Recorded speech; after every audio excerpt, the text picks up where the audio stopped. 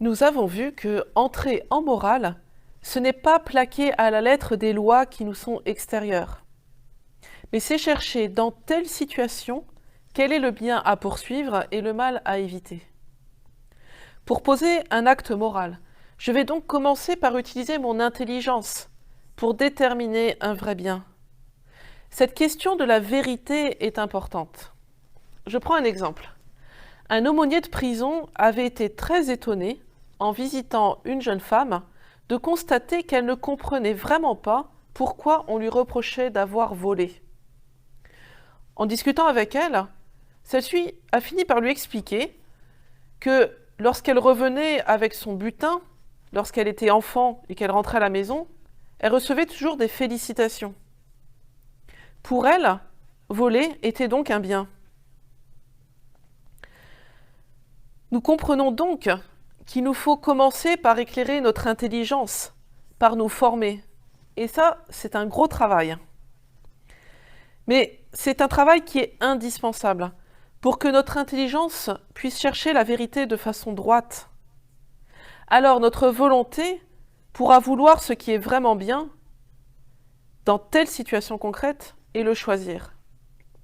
Or, avoir la capacité de choisir un bien, c'est être libre. Ainsi, plus notre intelligence cherchera la vérité, plus nos choix seront éclairés et plus nous serons libres. Je voudrais maintenant vous faire part de quelques attitudes courantes qui limitent le travail de notre intelligence et nous rendent par conséquent moins libres dans nos choix. Le premier écueil, c'est de faire de la morale de sondage. Dans notre société contemporaine, l'idée est assez répandue que si une majorité de personnes jugent une chose bonne, alors on peut la déclarer comme telle. Mais la pensée majoritaire n'est pas forcément suffisamment éclairée. Le deuxième écueil, c'est de juger à partir de ses émotions. C'est aussi un écueil très courant dans notre société. On juge de la bonté d'une chose uniquement à partir de ses sentiments. Je fais cela parce que j'en ai envie. Cela ne veut pas dire qu'il ne faut pas tenir compte de ses émotions. Au contraire, si on les refoule, si on n'en prend pas conscience, si on ne cherche pas à les comprendre, alors on va passer à côté de ce qu'elles nous révèlent de nous-mêmes. Mais en plus, on risque finalement d'en être prisonnier. Mais c'est avant tout notre intelligence qui, tout en intégrant la compréhension de ce que nos émotions nous révèlent, c'est notre intelligence qui peut juger de ce qui est vraiment un bien. Cet écueil de juger uniquement à partir de ses émotions va nous entraîner vers un troisième écueil. Cet écueil, ça va être de partir du singulier pour définir l'universel. Bien souvent, le débat moral dans nos sociétés est mené à partir de cas singuliers, concrets, souvent dramatiques, à fort potentiel émotionnel. Le débat sur l'euthanasie va se focaliser sur Vincent Lambert, qui sera finalement privé de toute nourriture et de toute boisson jusqu'à ce qu'il en décède. Le débat sur l'avortement se focalise sur le cas de telle jeune fille, violée, enceinte, et dont la grossesse met la vie en danger. Si ces situations dramatiques exigent d'être entendues et d'être accompagnées avec toute l'humanité et toute l'attention possible, cela n'implique pas pour autant d'en extraire une loi morale universelle sur la légitimité de l'euthanasie ou de l'avortement. Je crois que vous l'aurez compris au terme de cette séquence, la morale n'est pas un ensemble de lois à appliquer à la lettre. S'en tenir aux lois pourrait sembler rassurant. Dans une telle conception de la morale, si on applique la loi à la lettre, on peut croire qu'on est sûr de ne pas se tromper.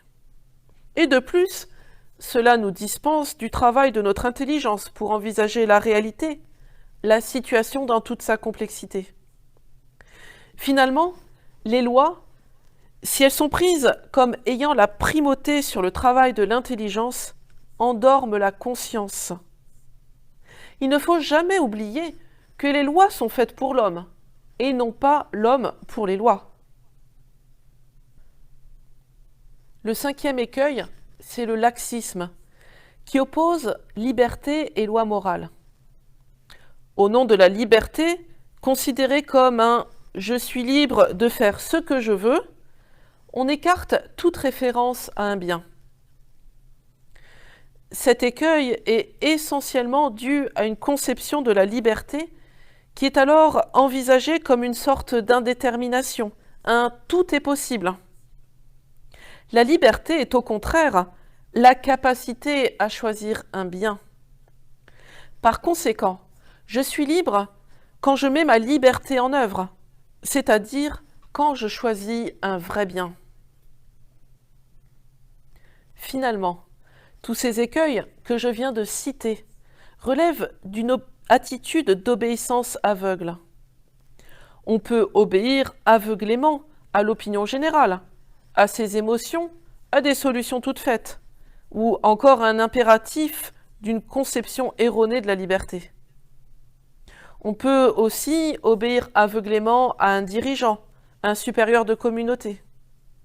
Finalement, obéir aveuglément, c'est se dispenser du travail de notre intelligence, du rôle de notre conscience, qui nous engage personnellement dans les jugements et les choix moraux que nous posons.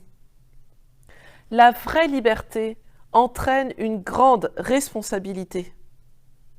Être libre, c'est s'engager personnellement dans ses choix. C'est donc finalement très exigeant. Mais c'est le seul chemin qui nous permettra de vivre pleinement notre condition d'homme, qui nous conduira vers le bonheur.